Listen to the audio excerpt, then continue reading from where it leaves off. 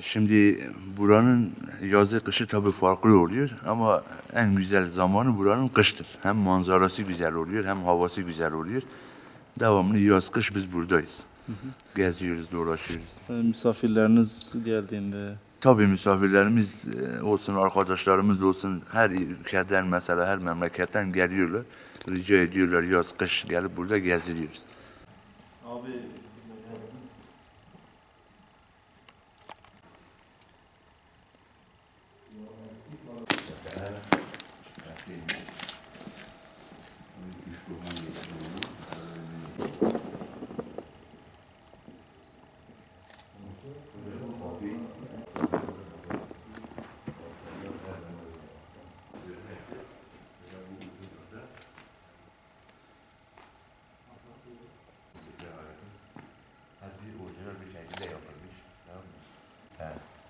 Evet, ağacı diyorlar. Öyle bir saçmalık yoktur. O bizim ağacı. İdava mı? Ben var. Neyine? Neyini?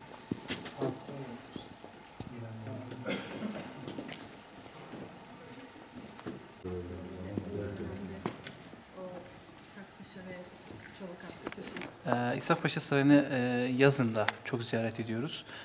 Birçok ödüllü yarışma için sarayı genelde tercih ediyorum. Kışın da ayrı bir güzelliği var aslında.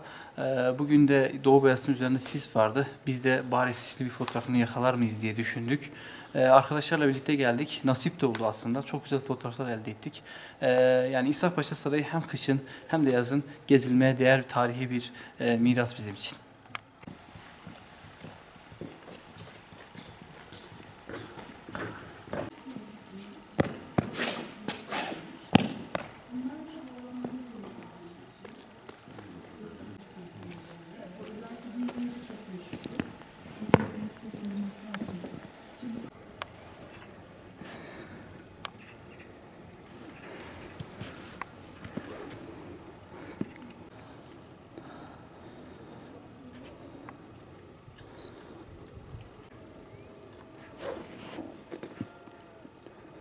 Ben buranın bir insanı olarak alışığım bu duruma fakat her gün geldiğin zaman farklı bir anı oluyor sana.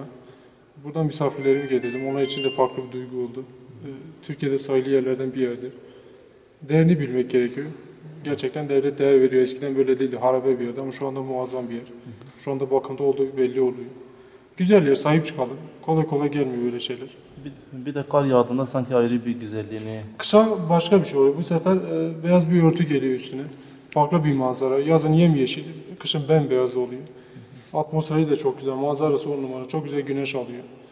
10 numara bir havası var.